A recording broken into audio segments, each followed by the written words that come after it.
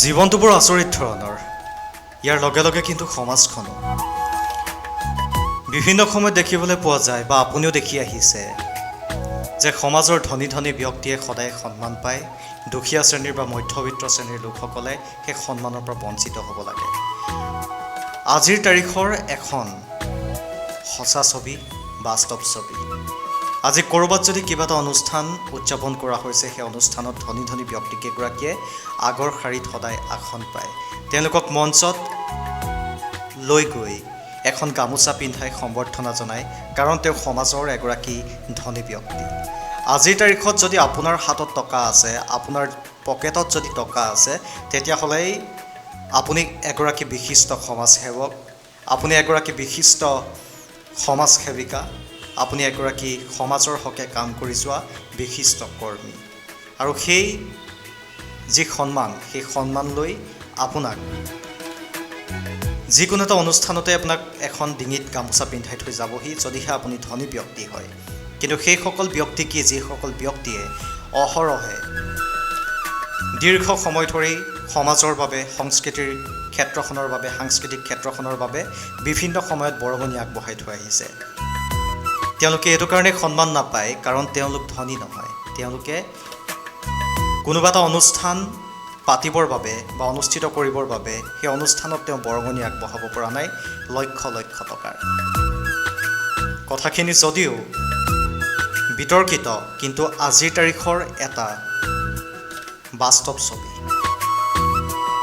আজিকালি ধনী ব্যক্তিৰ ঘৰত যাবলৈ চিন্তা হয়, কাৰণ সেই ধনী ঘৰৰ ব্যক্তিগৰাকীৰ ঘৰত যদি আপুনি যায়, তেতিয়াহ'লে প্ৰথমেই সুধিব আপুনি কি কৰে, আৰু আপুনি কি কৰে, আপোনাৰ বৃত্তি কি, আপুনি কিমান টকা উপাৰ্জন কৰে, তাক লৈ হয়তো আপোনাক সন্মান দিব। আজি আপুনি গাঁৱৰ এখন বিয়া অনুষ্ঠানৰ কথাই যদি উদাহৰণ হিচাপে লওঁ, বা বিবাহ অনুষ্ঠানটোৰ কথাই যদি উদাহৰণ হিচাপে লওঁ, বিবাহ অনুষ্ঠানটোত ধনী ধনী ব্যক্তিকেইগৰাকীক প্ৰথমে নিমন্ত্ৰণ জনাব, বা হয়তো দুখীয়া শ্ৰেণীৰ কোনোবা এজন থাকি যাবও পাৰে। বিশেষকৈ গাঁৱৰ ক্ষেত্ৰত এনেকুৱা নহয়, কিন্তু নগৰ অঞ্চলত বা চহৰ অঞ্চলত এনেকুৱা ছবিবোৰ কিন্তু দেখিবলৈ পোৱা যায় খুব সুলভ।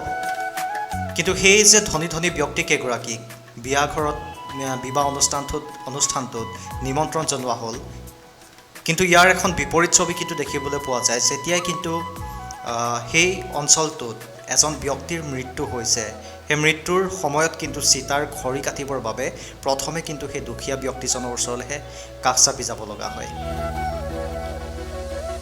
কথাবোৰ শুনিবলৈ যদিও বেয়া লাগে, তথাপিও কিন্তু সঁচা কথা। শেষত এটা কথাই ক'ম, যদিহে জীৱনত সন্মান পাবলৈ বা সন্মান বুটলিবলৈ আপোনাৰো ইচ্ছা আছে, নিশ্চয়কৈ আছে, সকলোৰে আছে। আৰু এটা কথা কওঁ যে আমি প্ৰত্যেকগৰাকী ব্যক্তিয়েই নিজৰ আত্মসন্মান, স্বাভিমানৰ পিছত আমি সদায় দৌৰোঁ। আৰু আমি যি মধ্যবিত্ত বা দুখীয়া শ্ৰেণীৰ লোক আছোঁ, মই এইটো ক'বলৈ নাযাওঁ যে প্ৰতিগৰাকী ধনী শ্ৰেণীৰ ব্যক্তিয়ে এনেকুৱা হয়, কিন্তু যদি আমি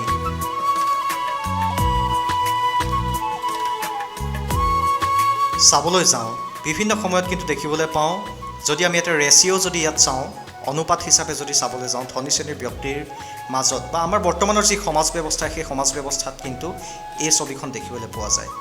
গতিকে মই এইটো কথা কৈ আছোঁ যে যিহেতু আমি প্ৰতিগৰাকী মধ্যবিত্ত বা দুখীয়া শ্ৰেণীৰ লোকসকলে নিজৰ আত্মসন্মান, স্বাভিমানৰ পাছত আমি দৌৰি ফুৰোঁ, বা সেই সন্মান বা সেই স্বাভিমান আমি জীয়াই ৰাখিবলৈ যিমানটা সংগ্ৰাম কৰি আহোঁ, সেই সংগ্ৰাম কিন্তু অথলে কেতিয়াও নাযায়।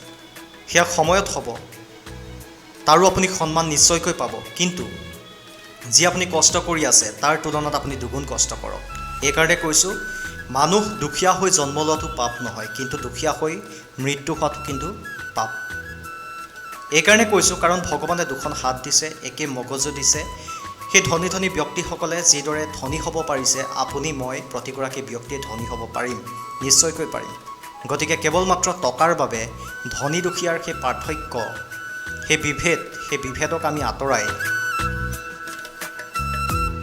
তেওঁলোকৰ সমানে সমানে খোজ দিব পৰাকৈ নিজক গঢ়ি তুলিব পৰাজনে কিন্তু আজিৰ তাৰিখত শ্ৰেষ্ঠ খেলুৱৈ বুলি এইকাৰণে কৈছোঁ, বৰ্তমান সময় প্ৰতিযোগিতাৰ যুগ। গতিকে প্ৰতিযোগিতাৰ যুগত প্ৰতিগৰাকী ব্যক্তিয়ে কেৱল মাত্ৰ নম্বৰ 1 পজিশ্যনত আহিবৰ বাবে চেষ্টা কৰে, প্ৰতিগৰাকী ব্যক্তিয়ে শ্ৰেষ্ঠ হ'বলৈ চেষ্টা কৰে। গতিকে আপুনিও পাৰিব। কেৱল মাত্ৰ নিজৰ যি কৰ্ম, সেই কৰ্ম আপুনি ভালদৰে সম্পাদন কৰি যাওক, কাম কৰি যাওক। কেৱল মাত্ৰ যি ফল, সেই ফল ভগৱানৰ ওপৰত এৰি দিয়ক।